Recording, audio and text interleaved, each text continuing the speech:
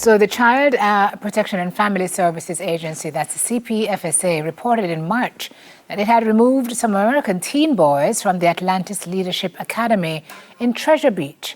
The removal and alleged treatment of the teens has brought international attention to the island, including that of children's rights attorney Dawn J. Post, who now joins us via Zoom. Morning, Dawn. How are you this morning?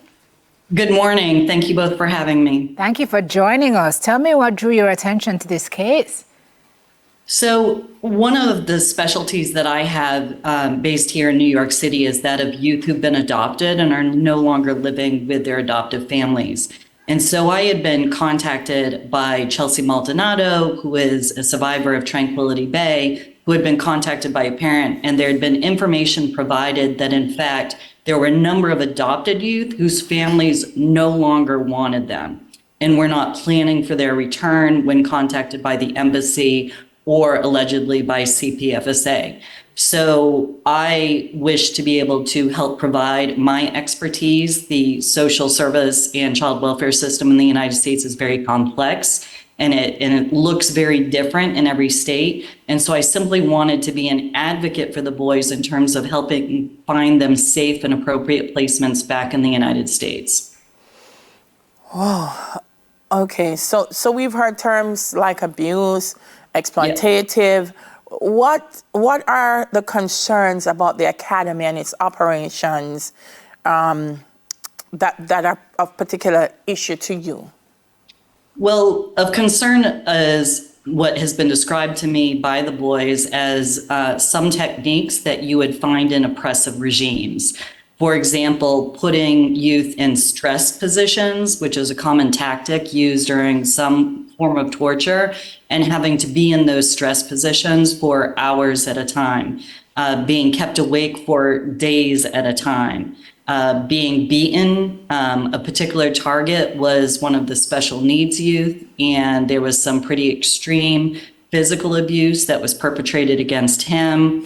But all of the boys have described to me issues that are very reminiscent of, as again, I'll state, oppressive regimes. And they, I think, having worked in child welfare and interviewed a lot of youth who have experienced abuse or neglect, appeared to be very, very credible to me. And certainly I would not anticipate that CPFSA would have taken any action unless they had themselves observed abuse or neglect when they went to the facility in February. Certainly. The ALA's attorneys say that the institution was not given an opportunity to respond to the allegations before the boys were removed.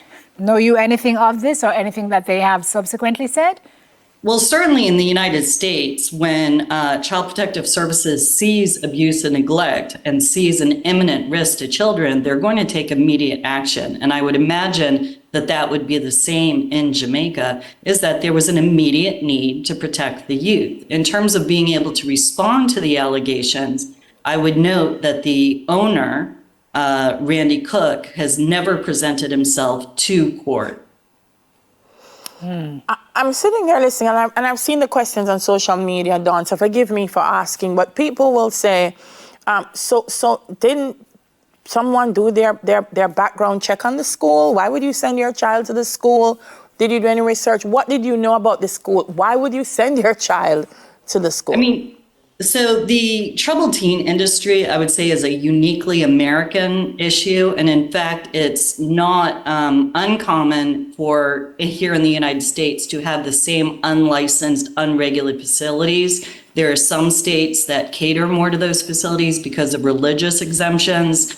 And so that's been an issue in the US. But what is of concern is that when they've been investigated, perhaps closed in the US, they often rebrand themselves, and some of them, in fact, go to other countries and reopen under different names, even though they may have been not charged, but certainly there are allegations of extreme abuse and neglect and other forms of starvation. This is a problem that I see being perpetrated upon Jamaica. It's not Jamaica's problem. It's something that I think in the US we have to solve in terms of allowing these people to flee to other countries to be able to open these facilities. In terms of what occurs in Jamaica, I am not entirely clear that there is, in fact, any procedure that these facilities have gone through to be able to open in Jamaica. I will say that this particular facility, Atlantis Leadership Academy, had indicated that they were providing an online program, and that school is, in fact, has an LLC out of Florida. But to the best of my knowledge, there has been no special dispensation by the Ministry of Education for them to operate as a school in Jamaica. And I think that that was one of the issues. And certainly the youth themselves reported never receiving any form of education. Oh, wow. Okay, and so how does that arrangement usually work? That the children are taken from the States and brought to another country? And for what period of time do we know where they're supposed to have been here? So I think that it varies. I think that for the most part, and I believe in all instances, none of the parents themselves actually brought their children to Jamaica. They were in fact asked or told by the company that they needed to use what's called a teen transport company. And so you have a burly big man who will pick up these youth in the middle of the night, often restrain them, take them out of their beds, and will take them on a plane to Jamaica. And there might be zip ties or other forms of restraint that are used to be able to get them there. But I would certainly think that that would be an immediate red flag that you would want that type of transportation. In my mind, that is a form of trafficking. And I think it's also an issue that the US needs to look at. And so the parents, I will say, are often desperate. And so they are sold a bill of goods, and they're given a lot of information, including from supposedly other attendees of the program about how amazing it is. And so out of their desperation, I believe that sometimes they might overlook, something that might cause them concern otherwise. Gotcha. So you've heard that boys have been removed. Are these just some of the boys, and are there other boys who are still there at the school? No, all of the boys were removed. Okay. There were 8 boys that were originally removed between the ages of 14 and 18. One of the youth was immediately sent back to the U.S. When he turned 18. The other youth remained in care for a substantial period of time until last week. One youth was released directly to the care of his father after appropriate investigations were made, and then one was released yesterday. I am told by the boys that they were informed by the court that at this upcoming hearing that there's a 60-day limit in terms of remaining in custody, and they've been told that they will return to the U.S. They are very concerned because many of them do not know where they're going. And in fact, it looks like they might even be treated as refugees re-entering the country if in fact they don't have a home and placement to go to. So that does cause me some concern. But again, this is anecdotal in terms of what I've heard from the boys and the anxiety that they're experiencing, learning that there's this 60-day time limit and there may not be anything in place yet for them to go to in the U.S. Dawn, you said you spoke to one of the victims. Having gone through an experience like this, because I'm listening, and for some people, they feel, okay, if I send my child, they're going to come back to me better than I sent them. Traumatic. But from what you have experienced, what has been the case with students who have gone through the system? Well, some of these students, and speaking very generally and not with respect to these particular youth, many of them are ashamed of what happened. They're often been threatened. Their parents have signed contracts that say, your child has been a liar or a manipulator in the past, so don't believe them if they tell you that anything has occurred when they return to you. Because the boys were also set upon each other in terms of fighting and used against each other, that's also a form of shame. And if there are other, more intimate issues that might have occurred. And I'm not saying that it occurred in this instance, but certainly in my experience in programs in the United States, sex abuse is common, and that can be also very sensitive in terms of revealing that. And frankly, these are boys who have not been believed in the past historically and have been told repeatedly that they will never be believed. And so they will not open up. I think that since this story has broke, a number of former students are now coming forward and have actually gone to the law firm with Michael McFarland, who was also in the ground with me in Jamaica. He is from the law firm Laffey Bucci Kent, based out of Philadelphia. And so they have come forward and have shared their perspective, which included additional details of torture that we were not aware of before. And certainly the outcomes for these youth generally are not good. Many of them, their credits don't transfer even if they had education, so they end up coming back without being able to graduate from high school.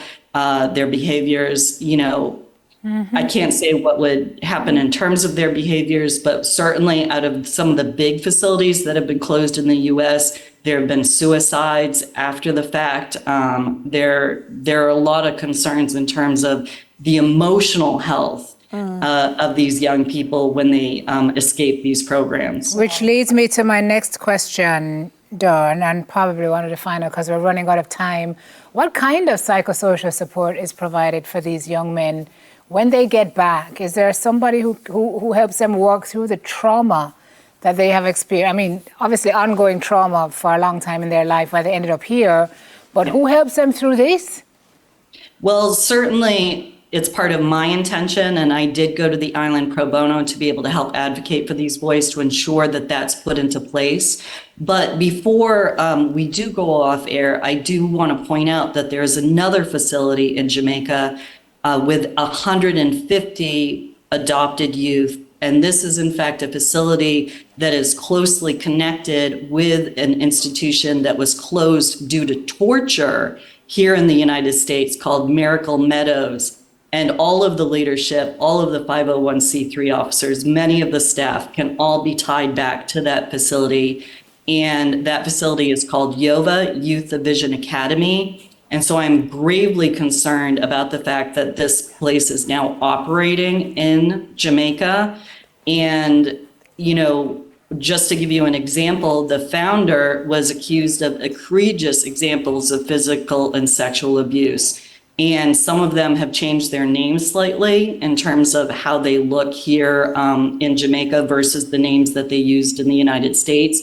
But it's of grave concern to me that this place is operating in Jamaica and has escaped the oversight of the United States after this other institution was closed for torture. And to give you an example of how serious the torture was at this facility, just in 2023, all of the lawsuits were settled for over 100 million US dollars. And so this was some of the most incredible abuse that these children suffered. And that some of the staff are now in the leadership positions at YOVA. Wow. So I'm sure you're going to be looking into that too.